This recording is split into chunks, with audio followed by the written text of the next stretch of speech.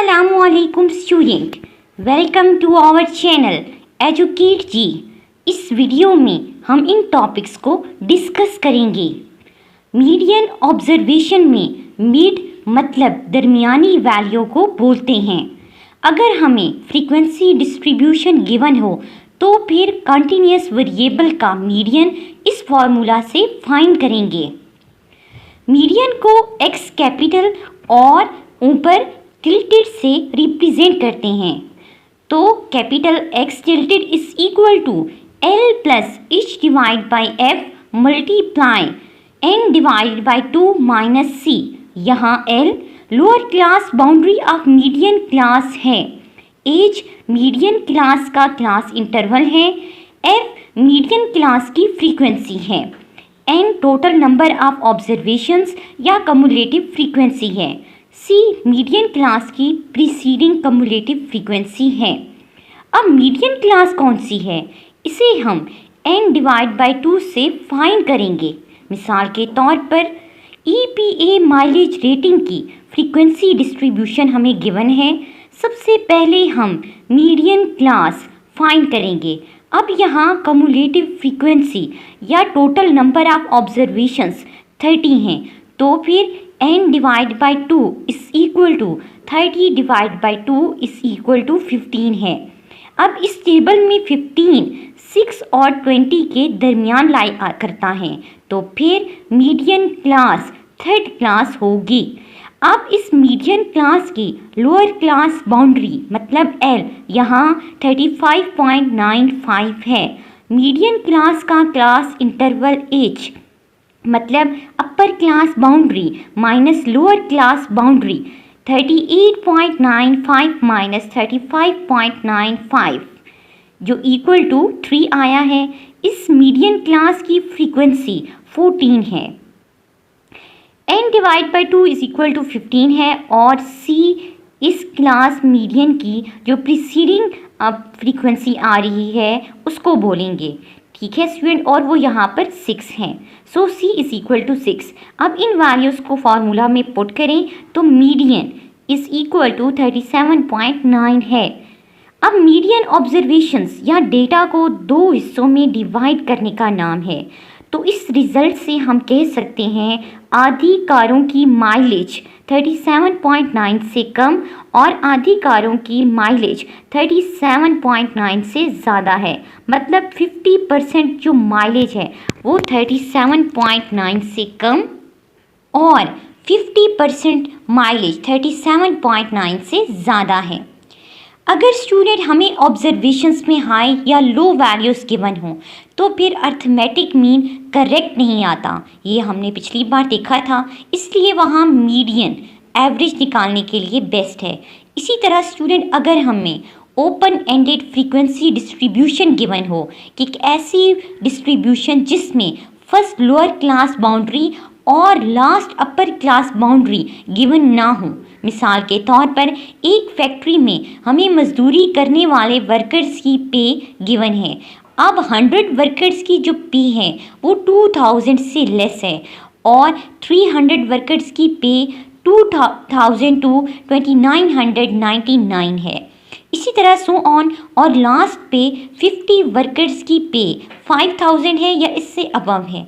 अब आप देख सकते हैं यहाँ हमें फर्स्ट क्लास की लोअर क्लास बाउंड्री गिवन नहीं, इसी तरह लास्ट क्लास की अपर क्लास बाउंड्री भी गिवन नहीं। तो ये एक ओपन एंडेड फ्रीक्वेंसी डिस्ट्रीब्यूशन होगी।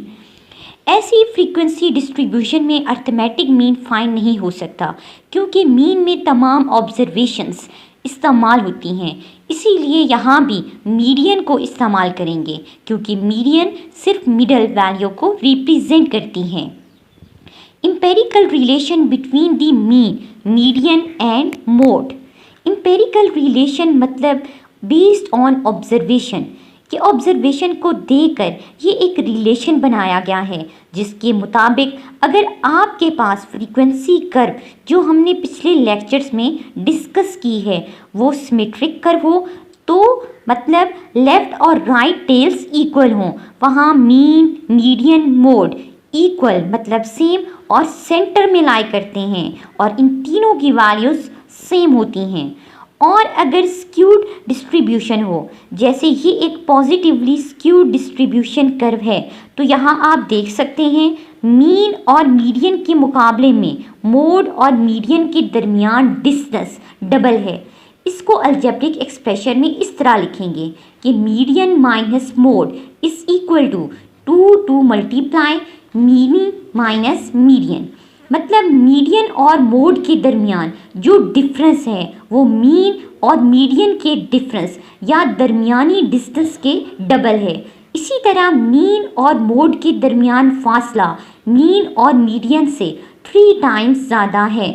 इन दो इक्वेशन से हमने ये रिलेशन निकाला, mode is equal to 3 median minus 2 mean. अब आप इक्वेशन नंबर 1 में भी अगर मोड को एक साइड पे रखें तो या इक्वेशन नंबर 2 में भी, तो यही रिजल्ट आएगा। इसे एम्पेरिकल रिलेशन कहते हैं। यही relation student negatively skew distribution curve में भी है। अब अगर हमें कोई भी दो वैल्यू गिवन हो तो थर्ड हम यहाँ से फाइंड कर सकते हैं। लेकिन स्टूडेंट जे शेप या एक्सट्रीमली स्क्यू डिस्ट्रीब्यूशन में ये लाई नहीं करता। मीडियन ऑब्जर्वेशन या डेटा को 2 पार्ट्स में डिवाइड करने का नाम है। इसी तरह स्टूडेंट एक और टर्म है क्वार्टाइल। क्वार्टाइल मतलब 4 पार्ट्स। सो ऑब्जर्वेशंस को 4 पार्ट में डिवाइड करना क्वार्टाइल कहलाता है। इस तरह 3 क्वार्टाइल होंगे, मतलब 3 पॉइंट होंगे जो एरिया को 4 पार्ट में डिवाइड करेंगे। फर्स्ट क्वार्टाइल का फॉर्मूला है Q1 is equal to L plus H divide by F multiply N divide by 4 minus C। Student आप देख सकते हैं ये मीडियन की तरह का ही फॉर्मूला है। सेम वैसे वैल्यूज़ को फाइंड करना है, सिर्फ यहाँ n डिवाइड बाई 4 है, मतलब टोटल पार्ट्स यहाँ पर 4 हैं। इसी तरह सेकंड क्वार्टाइल का फॉर्मूला होगा L plus H divide by F multiply 2n divide by 4 minus C।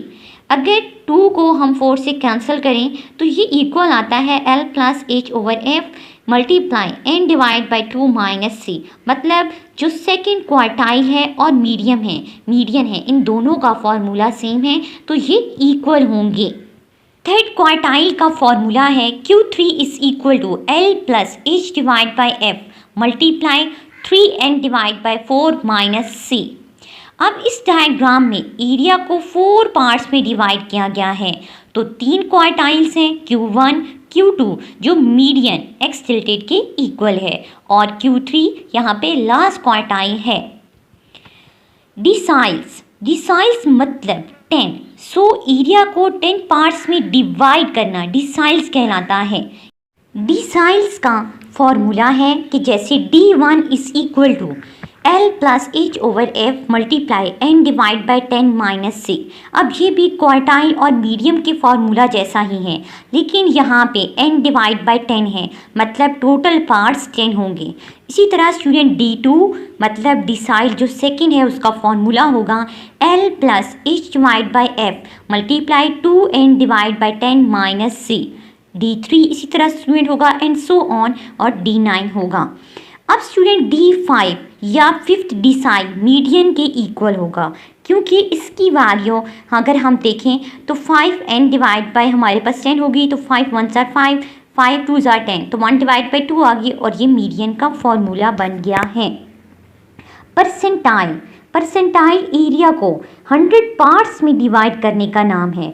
अब टोटल पार्ट्स अगर 100 हैं तो इसका फॉर्मूला होगा कि P1 is equal to L plus H divide by F multiply n divide by 100 minus C, और P2 होगा L plus H divide by F multiply 2n divide by 100 minus C and so on. Student 50 जो percentile आएगा, मतलब अगर हम 50 n divide by 100 करेंगे तो वो n डिवाइड बाई 2 आ जाएगा, तो ये भी मीडियन के इक्वल आ जाएगा, क्योंकि आप देख सकते हैं दोनों का फॉर्मूला सेम हो गया है। इसी तरह हम क्वार्टाइल, डिसाइल्स और परसेंटाइल को रिलेट कर सकते हैं। मीडियन, क्वार्टाइल्स, डिसाइल्स और परसेंटाइल को की जो कलेक्शन होती है उनको क्वांटाइल कहते हैं। स्टूडेंट इनका मकसद या पर्पस ये है कि आप क्वांटिटेटिव रिलेशंस या लोकेशन जो है वो डेटा की निकाल सकते हैं। सबसे ज़्यादा परसेंटाइल ही इस्तेमाल होता है। जैसे स्टूडेंट ये एक ऑयल कंपनी के हर साल की सेल्स की मिसाल है। अब यहाँ परसेंटाइल से हम हर जो वैल्यू है उसकी वैल्यू का अंदाज़ा यहाँ से या आइडिया लगा सकते हैं। ग्राफिक लोकेशन ऑफ क्वांटाइल जैसे EPA माइलेज की मिसाल है। इसकी कम्युलेटिव फ्रीक्वेंसी पॉलीगॉन या ओ गिव ये हमने पिछले लेक्चर्स में डिस्कस की थी। कम्युलेटिव फ्रीक्वेंसी पॉलीगॉन या ओ गिव से क्वांटाइल और मीडियन को एक आसान तरीके से रिप्रेजेंट किया जाता है। जैसे यहाँ पे n is equal to student 30 है तो n divide by 2 is equal to 30 divide by 2 equal to 15 आया। अब ग्राफ में y एक्सिस पे 13 ये है तो 15 ये है तो 15 से एक लाइन ड्रा करेंगे जो इस कर्व को यहाँ पर टच करेगी, तो फिर x एक्सिस से परपेंडिकुलर लाइन ड्रा करेंगे। अब ये लाइन जहाँ x एक्सिस को टच कर रही है वो मीडियन है। इसी तरह स्टूडेंट क्वार्टाइल की अगर बात करें तो Q1 जो होता है वो n डिवाइड बाई 4 होता है, तो n divide by 4 is equal to 30 divide by 4 equal to 7.5 आया है। तो अब ये 5 और 10 के दरमियान आया है तो 5 से अबव जाएंगे और ये सेम इसी तरह हॉरिजॉन्टल लाइन लगाएंगे। फिर x एक्सिस के अकॉर्डिंग हम एक परपेंडिकुलर लाइन ड्रा करेंगे जो Q1 को रिप्रेजेंट करेगी। इसे student graphic location of quantile कहते हैं, जिसे हम ओ गिव से हासिल कर सकते हैं। अब क्वांटाइल्स को फ्रैक्टाइल भी कहते हैं क्योंकि ये फ्रीक्वेंसी डिस्ट्रीब्यूशन को वेरियस पार्ट्स में डिवाइड कर देते हैं।